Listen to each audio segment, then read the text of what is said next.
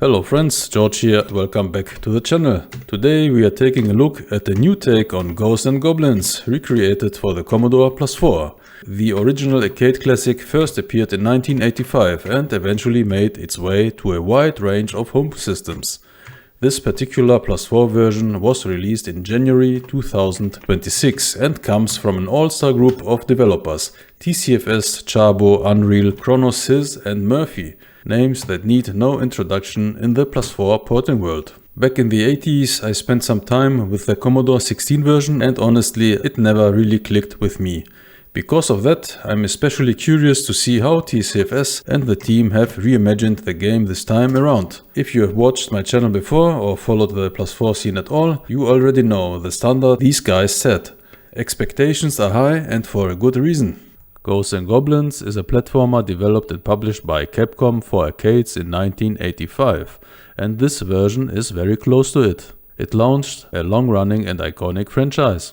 Okay, let's begin by checking out the intro first.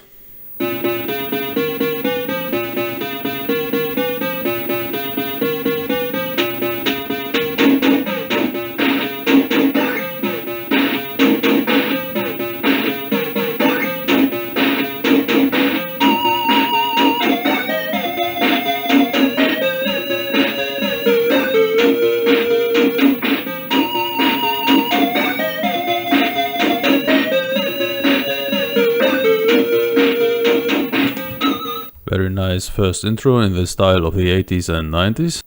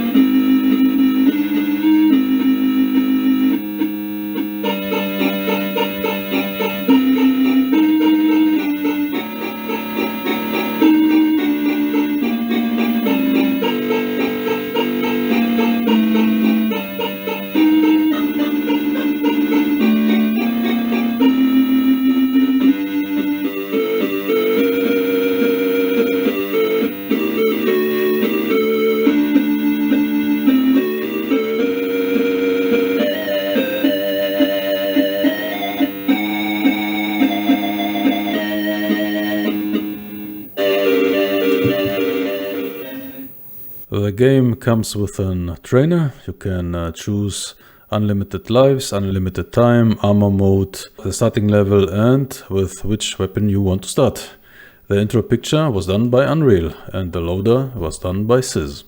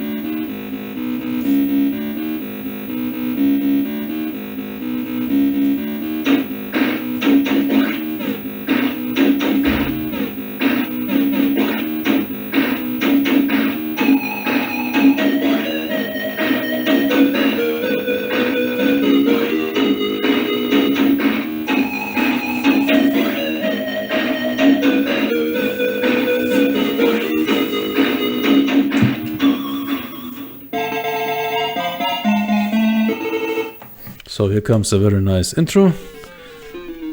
A little background story. The princess is stolen or kidnapped by this creature, and we play here the knight who tries to find her and to get her back. So joystick test. As you can see, this is a very responsive game here, and that's something that I always like, to have the very responsive controls. And in this point, TCFS never disappoints. Have always in mind that that machine has no sprites and also no SID chip, although it is possible to expand the Commodore Plus 4 with a SID chip. This game also supports a device called DigiBlaster, a device that can play digital samples, which are used in the intro and title music. The music for the TED trip is done by the ultra-talented Csabo. What is really funny in this game is that the knight can take 2 hits before it dies, and when it takes the first hit, the armor falls off, and occasionally you can take it also back.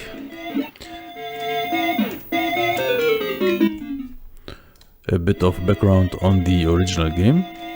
The game was a huge success both in arcades and on home systems. It ranked among the top 10 highest earning arcade games of 1986 in both Japan and the United States, and it was the 6th best selling computer game of that year in the UK. The NES version alone sold over 1.6 million copies worldwide. While critics generally praised it at release, the game became especially famous for its brutal difficulty, which you can see here. When you see me playing here, it's obvious that the game is very difficult. And a little boss fight here. Let me see if I can... oh no, I failed. Well, that's it for the gameplay. I think you get the idea. If you want to see more and honor the authors of the conversion here, download the game and play it on real hardware or an emulator if you want. We also have a high score table. In '86 there was a C64 version that was limited. It had only a selection of levels, and the C16 version was even more limited. It had only 2 stages. 2015 there was a fan-made accurate version of GhostsNGoblins for the C64, and this +4 version is based on that C64 release. How does this +4 recreation stack up? Running on real hardware, the game looks fantastic, sounds great and plays smoothly. The controls feel solid and the animation work is excellent. When you consider the limitations of the +4, what TCFS and the rest of the team have accomplished here is genuinely remarkable. This is clearly the result of countless hours of work, deep technical knowledge and a real passion for the platform. And that's exactly why retrocomputing is so special. Watching incredibly skilled developers bring to life the arcade dreams we had as kids in the 1980s. Many of us once wished these arcade hits would somehow make it onto the +4. The same sense of wonder exists across all retro systems. And when you understand the technical wizardry behind projects like this, the respect only grows. So let us give a huge shout out and thank you to TCFS, Csabo, Unreal, Chronos, Sis, Murphy and everyone else involved for sharing this amazing work with the retro community. Absolutely brilliant stuff.